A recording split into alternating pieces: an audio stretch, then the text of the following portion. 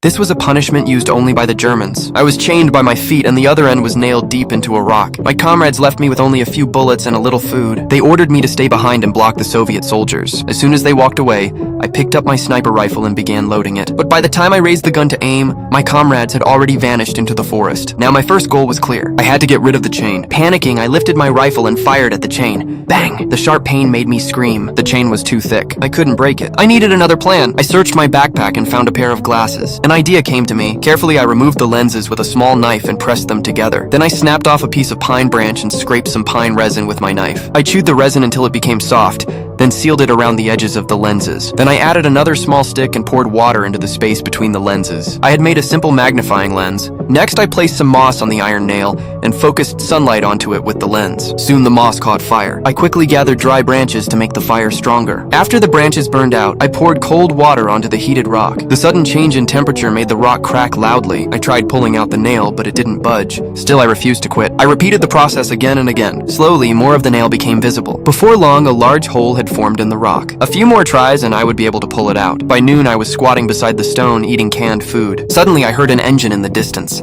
I grabbed my sniper rifle and looked. A Soviet military truck was passing by. Luckily, they didn't see me. I knew I had to hurry. Worse, I was running out of dry branches. If I didn't escape soon, even if the Soviets missed me, I would freeze in the winter cold. Even worse, my food was almost gone, and the water in the iron bucket was down to the last cup. This was my final chance. I poured the remaining water onto the rock. Then I quickly picked up my tools and pried at the cracked stone. But the nail still wouldn't move. I took out all my bullets, emptied the gunpowder into a metal can, poured it into the hole, covered it with a rock, and threw in the burning moss. I hid behind a large stone. Boom! White smoke burst out as the powder exploded. I rushed to check, but the nail still wouldn't move. Angry, I kicked it twice. It stayed in place. I hooked my gun strap onto a distant rock, grabbed the rock with both hands, and smashed it against the nail. From day until night, I kept striking it. My hands were blistered. Finally, I tried one more time. The nail began to loosen. With a strong pull, I ripped it out. I was finally free.